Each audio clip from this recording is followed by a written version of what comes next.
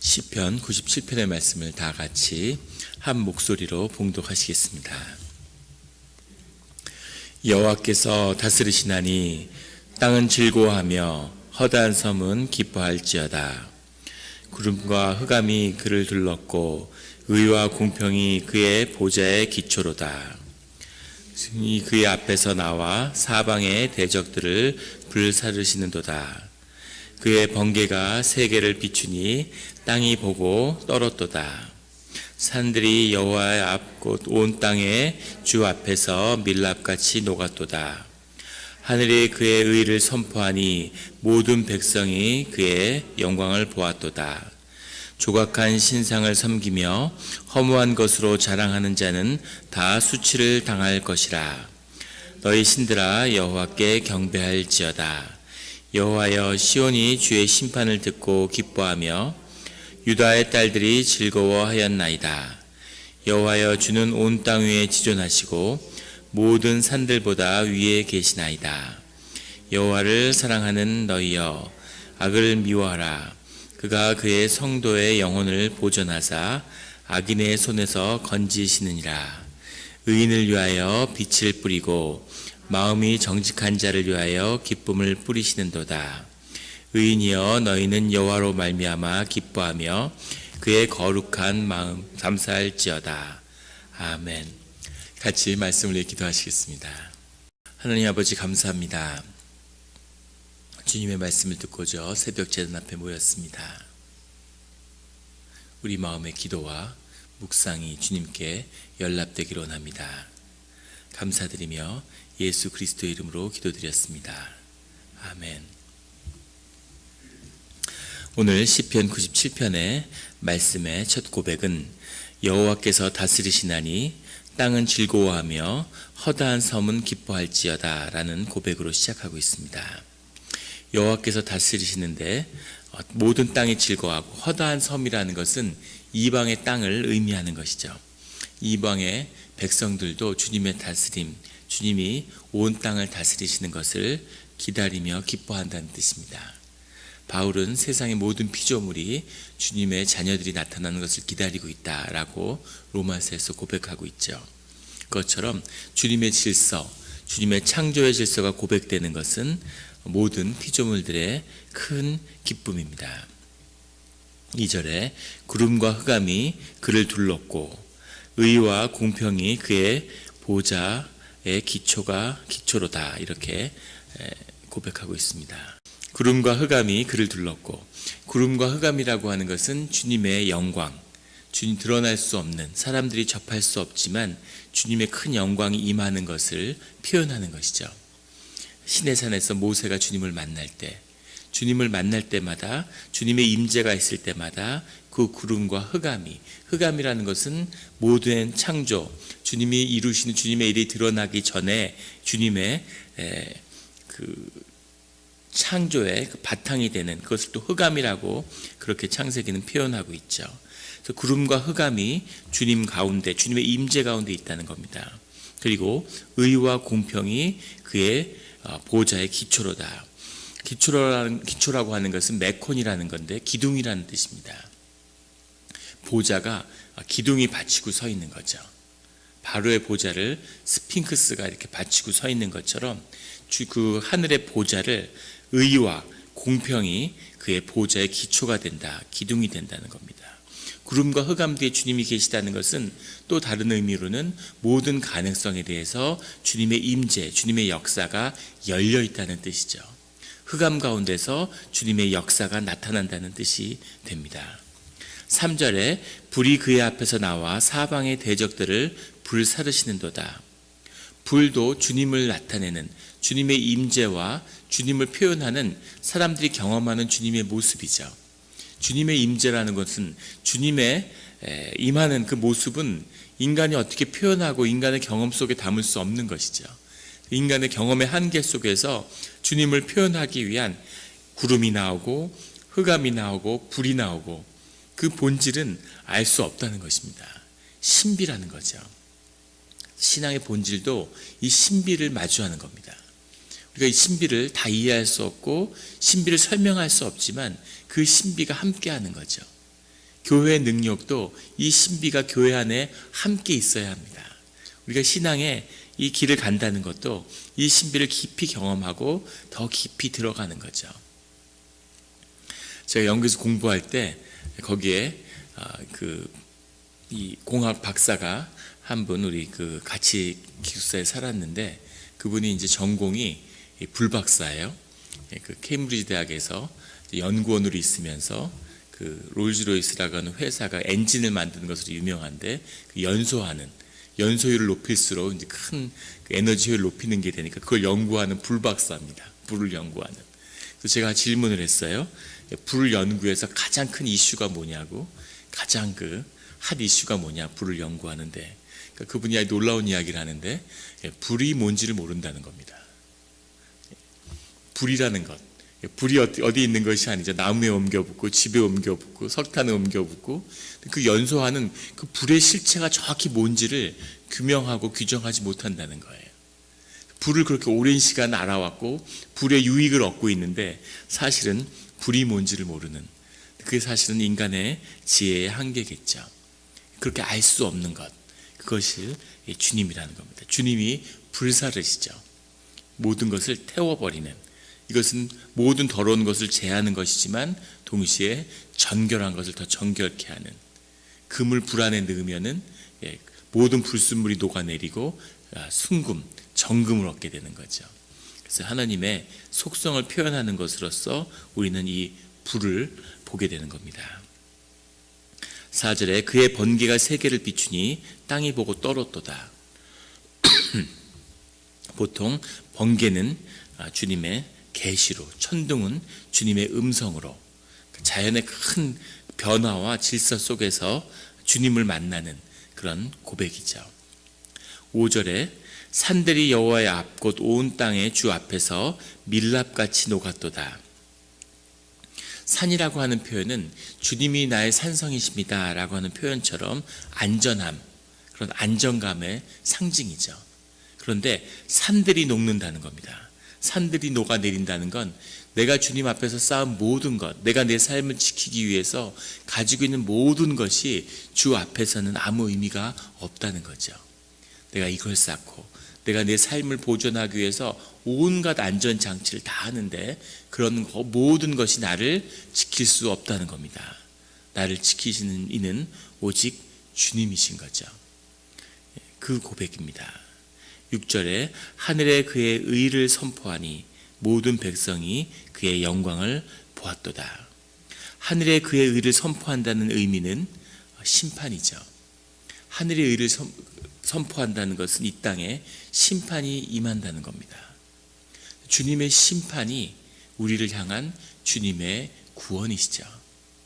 세상의 악이 창궐하는데 그 악에서 되돌릴 수 있는 기회, 우리가 온전히 깨끗함을 얻는다는 의미가 아니라 그 악을 멀리하고 그 악에서 멀어지고자 하는 우리의 자원하는 심령을 주님이 기다리시는 거죠.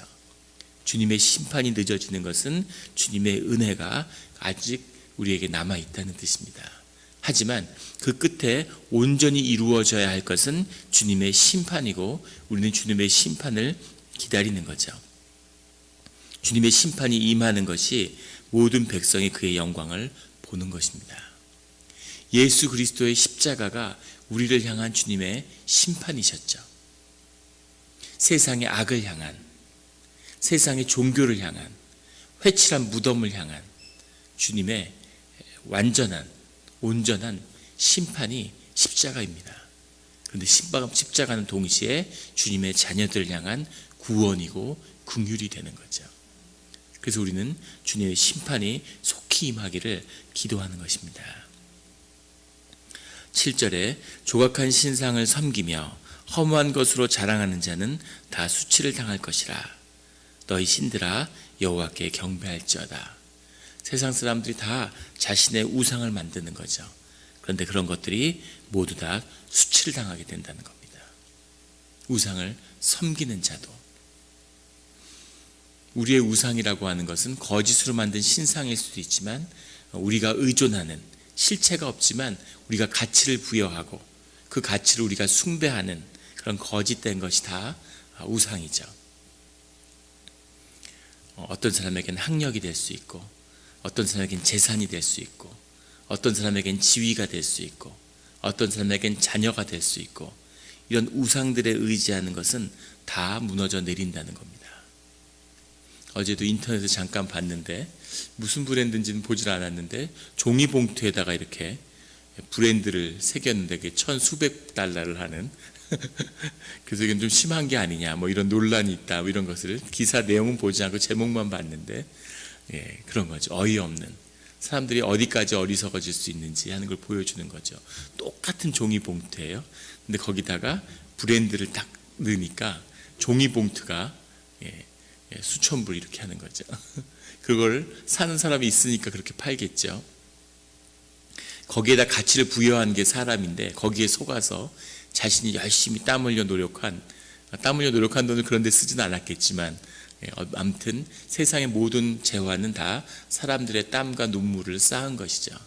그것을 그렇게 써버리는, 그것은 생명을 농락하는 거고 사실은 하나님을 모욕하는 거죠.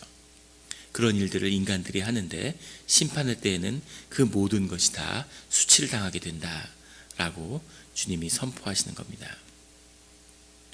8절에 여호와여 시온이 주의 심판을 듣고 기뻐하며 유다의 딸들이 즐거워하였나이다. 주의 심판을 듣고 주님의 자녀들은 기뻐한다는 거죠. 유다의 딸들이 뭐냐, 이것이 이제 논란인데, 예루살렘 성을 제외한 다른 도시들이다, 아니면 주님의 자녀들을 개개인을 의미하는 것이다, 또는 주님의 딸들이라고 했으니까 공동체를 의미하는 거다 라는 여러 가지 논란이 분분합니다. 보통 주의 자녀, 예루살렘을 호칭하고 딸들이라고 할 때는 이런 소아시아 지방 여러 민족들을 지칭할 때 쓰는데 유다의 딸들이라는 표현이 나왔어요. 이것은 뭔가 주님이 보다 개개인, 인디비주얼을 이렇게 포커스를 하는 것이다, 이런 식의 논의에 모두 동의하는 거죠. 정확히 무엇인지는 알 수 없으나 유다의 딸들이라고 하는 것은 주님을 영접한, 예루살렘은 아닐지라도 그 어딘가에서 주님을 만나고 주님을 기도하고 주님을 기다리는 그런 자녀들이 있고 기뻐한다는 거죠. 엘리야가 주님을 믿는 자가 아무도 남지 않았습니다. 그러니까 주님이 7천 명이 남아있다 이렇게 말씀하시죠. 세상이 아무리 타락하고 교회가 무너지고 교회가 타락해도 그 어딘가에는 주님의 자녀들이 있죠. 교회가 썩어 문드러지는 것 같아도 그 안에는 주님을 기다리고 주님의 교회를 위해서 통회하며 기도하는 그런 분들이 있는 것이죠. 그래서 아직 주님의 때가 우리를, 주님의 심판이 아직 지연되고 있는 것입니다. 9절에 여호와여 주는 온 땅 위에 지존하시고 모든 신들보다 위에 계시나이다. 지존하시고 위에 계신다는 뜻이 엘레온이라는 건데, 지존자라고 하는, 엘론이라고 하는 그것과 통하는 단어죠. 지존하시다, 높인다는 겁니다. 주님을 높이고 또 높이는 거죠. 이것이 예배고 이것이 기도고 이것이 우리 신앙생활이죠. 가는 곳마다 주님만 홀로 영광 받아 주시옵소서라는 그 고백을, 주님을 계속 높이는 거죠. 그것이 주님의 자녀들을 향한 축복입니다. 그 안에 그런 축복이 늘 떠나지 않는 우리 성도님들이 되시기를 예수 그리스도의 이름으로 축원합니다. 10절에 여호와를 사랑하는 너희여 악을 미워하라. 그가 그의 성도의 영혼을 보존하사 악인의 손에서 건지시느니라. 악을 미워하라고 주님이 말씀하셨어요. 명령이죠. 명령문입니다. 악을 멀리하라, 악에서 떠나라, 이렇게 많이 말씀하시는데 오늘의 말씀 가운데는 분명하게 악을 미워하라고 그렇게 말씀하시는 거죠. 악을 미워하는 것이 주님과 함께하는 것입니다. 악이라고 하는 것은 하이브리드죠. 그것이 특징이에요. 오직 주님만을, 100% 주님만 있는 것이 아니라 다른 걸 자꾸 섞는 것입니다. 이것이 악의 비밀이죠. 하나님은 자꾸 성별하고 구별하는 거죠. 그래서 썩고 뭉치는 것이 늘 좋은 것은 아닙니다. 세상에서는 자꾸 뭉치라고 그러죠. 이렇게 뭉치고 버무리고 잡종 강세, 이것이 세상의 섭리죠. 섞을수록 뭉칠수록 좋아진다는 거죠. 그런데 주님은 성별하고 구별하고 100%가 될 때까지, 순전한 금이 될 때까지 자꾸 구별하는 거죠. 그래서 악을 미워하라고 주님 우리에게 말씀하고 계십니다. 11절에 의인을 위하여 빛을 뿌리고 마음이 정직한 자를 위하여 기쁨을 뿌리시는도다. 빛을 뿌리고 기쁨을 뿌린다. 이 뿌린다는 게 잘해야라는 말인데, 이것이 아주 성경에 깊은 뜻이 있습니다. 뿌린다는 것은 씨를 뿌리고 수확한다는 의미죠. 근데 주님이 빛을 주시고 기쁨을 주시는 게 아니라 빛을 뿌리고 기쁨을 뿌린다고 고백했어요. 기쁨을 뿌리신다는 말씀의 뜻은 뭐냐면, 오늘 우리 삶 가운데 기쁨의 제목을 주시는 겁니다. 그런데 이것이 생명이기 때문에 이것이 우리 삶 가운데 자라나는 거죠. 그래서 이것이 오늘의 기쁨으로 끝나는 것이 아니라 기쁨이 우리 가운데 뿌리 내려서 그 기쁨이 자라나고 더 많은 기쁨이 우리 삶 가운데 열매 맺게 한다라고 하는 그 의미가 이 안에 들어 있습니다. 마귀도 기쁨을 주죠. 마귀도 우리에게 성취와 영광을 줍니다. 그러니까 마귀를 따르는 자들이 많이 있는 거죠. 마귀는 우리에게 열매를 탁 안겨요. 세상은 우리에게 열매를 바로 줍니다. 그래서 사람들이 열광하는 거죠. 그런데 주님은 우리에게 씨앗을 주시는 거예요. 열매가 아니라. 그래서 하나님을 알고 따르는 자들은 적고 힘든 겁니다. 내가 10년 동안 너무너무 경제적으로 궁핍하고 어려웠어요. 주님에게 계속 기도했습니다. 그런데 주님은 우리에게 돈을 주시는 게 아니라 일터를 주시는 거죠. 이제 일을 시작해서 언제 먹고 살며, 언제 집이 생기며, 언제 자녀를 키우며, 어떻게 살라고 뭔가 이렇게 한 번에 회복을 좀 시켜주셔야 되는데, 그게 한 번에 회복되면 그건 주님의 일인지 한번 의심해 볼 필요가 있습니다. 분별해야 돼요. 주님은 그런 식으로 주시지 않고 늘 생명의 씨앗을 우리에게 주신다는 거죠. 주님이 좋으신 분입니다. 이것을 씨앗으로 받아야, 그래야 내가 내 삶의 주인 노릇을 할 수 있는 거죠. 그 하나님이 주신 열매에 묶이지 않는 겁니다. 씨앗을 주고 거기에 기도와 눈물과 땀이 들어가서 그것이 뿌리 내리고 자랄 때, 그때 그 열매에 묶이지 않고 자유로운 삶이 되는 거죠. 세상은 열매를 그냥 줘요. 그러면 열매에 묶입니다. 다음날 또 열매를 주고, 다음날 또 열매를 주고, 그러면 그 열매에 묶여서 완전히 노예가 되는 거죠. 꼼짝 못하게 되는 겁니다. 사람들이 돈에 묶여서 쩔쩔 매는 이유가 돈의 주인이 돼야 되는데, 돈을 다스리는 권세가 있어야 되는데, 돈이 있는데, 권세가 있는데 거기에 노예짓을 하고 있는 거죠. 이것이 세상의 섭리입니다.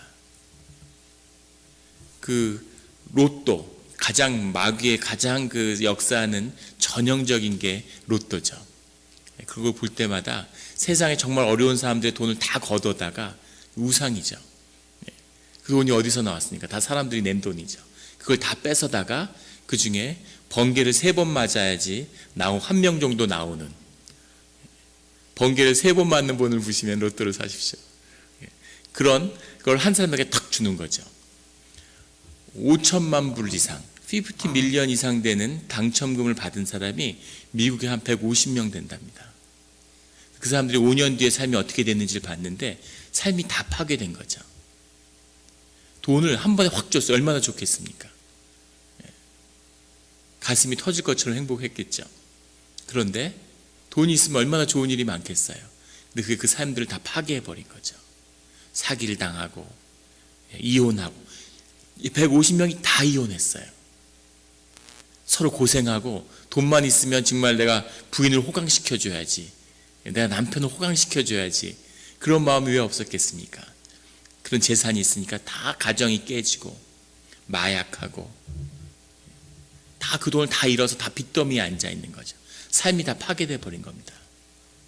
그것이 돈에 묶이는 열매에 무서운 거죠. 씨앗을 뿌리고 그것이 열매 맺어야 그 열매의 주인이 될 수 있는 거죠. 이게 더 무서운 것은, 이것이 나무가 되고 뿌리를 내린다는 건 자자손손이 내려간다는 뜻입니다. 그래서 이것이 축복의 열매가 되어야 되는 거죠. 열매가 아니라 중요한 것은 늘 뿌리입니다. 뿌리가 있으면 나무가 자라고, 나무가 자라면 열매는 주렁주렁 열리게 되어 있는 거죠. 너무 당연한 거죠. 주님의 자녀들은 열매에 묶이는 것이 아니라 열매를 누리며 사는 겁니다. 주님의 영광이 있는 거죠. 재산이 생기는데 그게 나의 삶, 그걸 다스리고 누리는 거죠. 다스리는 권세가 있는 거죠. 얼마간의 재산이 있는데 그걸로 정말 놀라운 일들을 행하는 그런 분들이 많으세요. 수많은 사람들을 살리고 사람들을 돕고 그 사람으로 인해서 사람들이 정말 큰 위로와 하나님의 영광을 보게 되는 그런 손길들이 있나 하면, 어떤 경우는 재산에 묶여서 그거보다 더 수십 배 수백 배의 재산이 있는데 그 자식들끼리 소송하는 것으로 그 돈을 다 쓰고 사람들에게 비웃음과 손가락질을 당하는 그런 사람들도 있습니다. 그 중요한 것은 기쁨이 아니라, 열매가 아니라 이 하나님이 주시는 이 씨앗, 이 홀리한 이 성스러운 삶의 이 씨앗에 있는 거죠. 이것을 심는 겁니다. 이것을 일찍 심어서 기도로 키워내는 가정들이 있어요. 그 자녀들은 자신이 심지 않은 걸 누리는 그 기쁨이 있죠. 우리 그걸 보면 좀 저희 같은 1세대 신앙인들은 그런 걸 보면 좀 부럽죠, 사실은. 왜 나는 저런 게 없을까? 하지만 또 1세대는 주님의 함께 하시는 그 이적과 신비가 함께하는 은혜가 있죠. 이삭은 뭘 했다고? 많은 것을 누리며 살았습니다. 큰 고난도 없었죠. 그런데 이삭은 아브라함의 아들이잖아요. 아브라함은 가진 고생을 했는데, 땅 주겠다고 불러내서 가진 고생을 했는데 결국은 묻힐 땅도 없었습니다. 하지만 아브라함을 통해서 주님이 드러내신 영광과 또 기쁨이 있는 거죠. 아브라함과 이삭과 야곱과 요셉으로 이렇게 흘러가는 그것이 이 씨앗의 역사인 거죠. 씨를 뿌리는 겁니다. 씨를 뿌리는 거죠. 우리가 주님에게 받은 또 이 수확을 세상을 향해 뿌리는 겁니다. 내가 뿌려서 내가 거두는 것이 아니라 주님의 이름으로 뿌리는 거죠. 그 주님이 뿌려놓은, 내가 뿌리지 않은 것을 내가 얻을 수도 있고, 주님의 은혜로, 또 주님의 은혜 가운데 내가 뿌린 씨앗을 통해서 주님의 자녀들이 축복을 누리는 것이죠. 그래서 이 뿌린다고 하는 이 자라나는 것 속에는 아주 깊은 하나님의 섭리가 들어있다는 것을 보게 됩니다. 늘 세상을 향하여 주님의 사랑과 자비를 뿌리는, 그리고 오늘 주님이 우리에게 뿌리신 이 씨앗을 소중하게 여기고 그것을 위해 기도하는 우리 주님의 자녀들이 되시기를 예수 그리스도의 이름으로 축원합니다. 12절에 의인이여 너희는 여호와로 말미암아 기뻐하며 여호와로 말미암아 그의 거룩한 이름에 감사할지어다. 주님으로 말미암아, 오늘 주님으로 말미암아 기뻐하라는 거죠. 아무것도 내 손에 쥐어진 것이 없지만, 내 고난의 상황이 달라진 것이 없지만, 오늘도 또 어제와 같이 무릎 꿇고 기도하러 나왔지만, 통회하는 마음으로, 슬픈 마음으로 주님 앞에 나왔지만 여호와로 말미암아 오늘 기뻐하라는 겁니다. 그의 거룩한 이름에 주님이 보이지 않지만 우리 가운데 행하신 일로 인해서 먼저 보고 기뻐하는 그 길을 열라는 것이죠. 그 기쁨이 우리를 사로잡는 오늘 하루, 이 새벽이 되기를 예수 그리스도의 이름으로 축원합니다. 기도드리시겠습니다. 하나님 아버지 감사합니다. 주님, 우리 안에 기쁨의 씨앗을 주시니 감사합니다. 우리가 슬픔 가운데 울고 우리가 아픔 가운데 고통스러워했지만 오늘 주님이 우리에게 주시는 그 빛과 기쁨의 씨앗을 우리의 심령 가운데 심어서 우리가 눈물로 기도하고 우리가 깨어진 가슴으로 기도할 때 그 씨앗이 자라나 언젠가는 큰 나무가 돼서 그 30배, 60배, 100배의 수확으로 기뻐하는 그 일을 먼저 보고 기뻐할 수 있게 해주시니 감사합니다. 우리가 늘 다스리는 권세, 생명의 권세의 자녀가 되게 하시고 그 능력이 커져서 우리 자녀들이 그것을 보며 그 열매를 먹으며 그 큰 나무에서, 그 큰 그늘에서 자유롭게 자라나는 그런 일들을 보게 하여 주시옵소서. 자녀들이 세상을 나가서 주님이 만드신 주님의 왕된 자녀로서 세상을 다스리며 주님이 이미 주신 그 생명을 지키기 위해서 자신의 삶을 세상에 갖다 바치는 그런 노예의 일이 완전히 끊어지게 하여 주시옵소서. 주님의 영광이 드러나게 하시고 생명의 기쁨이 우리를 주장하며 삶이 선물이 되는 그런 일들을 우리가 매일매일 특별히 오늘 다시 보게 되기를 원합니다. 그 시작이 되게 하여 주시옵소서. 축복이 되게 하여 주시옵소서. 감사드리며 예수 그리스도의 이름으로 기도드렸습니다. 아멘.